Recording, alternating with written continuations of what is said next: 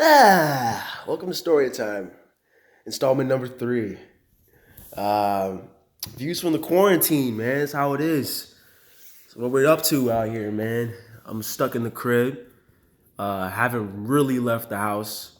At least I haven't stepped foot outside, like as to put my feet down on the ground outside of my house for, I say, 12, 13 days. It's getting wild out here, bro. I'm not risking it. No, I'm not risking it. We actually went on a ride today into the city. I live in Atlanta. And dude, we went on a ride into the city. We're covered with masks and we stay in the car, man. I ain't going outside. We just chilling in the car, right? Rolling down through my whole neighborhood. And I see people walking their dogs and just like running, just like this is like what are you doing? Like what?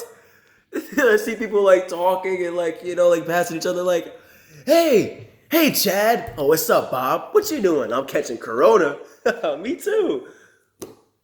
Are you serious? This is what we're doing? But even beyond the personal note, of like just the personal responsibility of everyone to stay inside and not spread the virus. Even beyond that, can we talk for a moment about the government and how they have mishandled this entire situation and how we are heading towards destruction? And not just like the pandemic, because the pandemic is going to be disastrous. We already have the most cases in the world. But even beyond the pandemic, can we talk about the economic destruction that's going to come because this government mishandled and completely effed up this crisis? Oh my God. People don't understand this, bro. People don't understand this. I don't understand why people aren't talking about this more. Like I'm searching social media, the internet, and I don't see why people aren't more scared. Understand something. They are predicting 12% and above unemployment. There's estimates as high as 30%. And this bailout, this little stimulus package that they just passed, is cookie crumbs for the workers, cookie crumbs for most of the economy, but then an entire slush fund corporate welfare check for the large corporations. That's what this bailout is. It's disastrous. It's a $4.25 trillion slush fund for the huge corporations with little to no oversight and regulations over how they're going to spend that money. So much of it's going to go to waste. That's exactly what happened in 2008. But on top of that, it's cookie crumbs for workers. That's what this is. And people don't understand it, bro. People don't understand it. Because you don't see the consequences of that. Okay? So let's entail what's going to happen for the workers. Okay? First things first. There's no funding to help people actually pay for treatment when they get corona. No funding for that. Or when they lose their job, there's no moratorium on evictions and rent and foreclosures and utilities so that you can, keep the lights on or keep the house in general or not be kicked out on the street when there's a pandemic going around. It's insane. Now, Senate Democrats and Bernie Sanders, they were able to sneak in an amendment surrounding unemployment insurance and make sure that the benefits covered, gig workers and tipped workers and up to $75,000 for unemployment insurance. But, dude, mark my words, it's going to get ugly. Because there are so many holes, there's so many loopholes within this little lump sum payment that they also threw in there, the $1,200 thing, $600 per kid. The problem is with that, it doesn't even apply really to many low-income workers because many of them don't even know how to have a bank account. So how are they going to get the funds? That's millions of workers. You don't get money. Tough. That's what this is. It's disastrous. It's disastrous because if you mishandle a crisis of this magnitude, if you didn't stop and say, okay, we're going to make sure that every worker has exactly what they need taken care of, that no worker is going to be kicked out on the street, that the homeless have a place to stay, that people can pay their bills, they're not going to be, have foreclosures and be evicted and things of that nature. And ensure that if you get the virus, if you contract what's the source of the pandemic, you can go get treatment. If they didn't do those basic things, you're going to be paying the price for it down the road because the economy has stopped. People are getting laid off in the millions. Numbers came out today saying that there are 3.3 million people who had to apply for unemployment claims. Dude. If they mishandle that, they're predicting 12% unemployment, up to 30% unemployment in some estimates.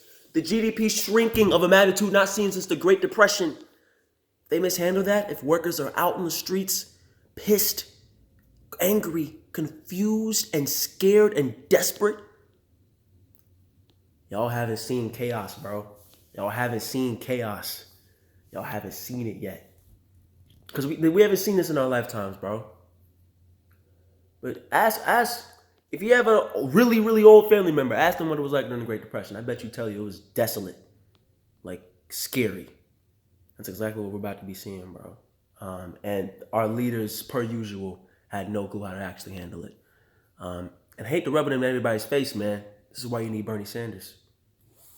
You know what got us out of the Great Depression? You know what the people chose? And it ended up saving this nation and putting it on the trajectory towards, some of the greatest heights that a nation has ever seen. FDR. FDR and the New Deal era. That's what Bernie Sanders represents. That's what this country's going to need when you're weathering the worst economic crisis since the Great Depression. You're going to need a Green New Deal. You're going to need an infrastructure investment. You're going to need to make sure that if the coronavirus comes back for a second wave, that you have the resources available, that people can go get treatment, that people are not going to be kicked out on the streets or have the lights cut off in their homes, right? Or that they can receive the lump sum payment that everyone deserves, that everyone needs to weather this crisis, that everyone can, and make sure that it's of a magnitude that's actually going to help, right? That's what New Deal politics, progressive politics represents. That's what's going to help people through this crisis. That's what's going to prevent catastrophe. But we chose the wrong path, bro. It's sad to see. Sad to see. But that's my TED Talk, man. In other news, I started online school today. It sucked. Sucked. I don't know. It wasn't like actual school. It was like a test run. It was funny. But, I ain't trying to do that nonsense. I'm a senior, bro. I'm just trying to chill. But then, Corona took my senior year away. That's what it is. Hopefully they don't take my parents' jobs away or anybody across this nation. But that's what it's looking towards. Stay safe out there, y'all. Stay safe. Y'all, my thoughts and prayers. Love you. I may not know most of y'all, but I love you. And I hope y'all doing all right, man. Stay home. If you do, pull a me and my mom. Stay in the car, bro. Stay in the car, whip, get the little sightseeing, but don't open the window, don't get outside. Just do your part, man. Because you don't want to make sure, just want to make sure that, we contain this virus.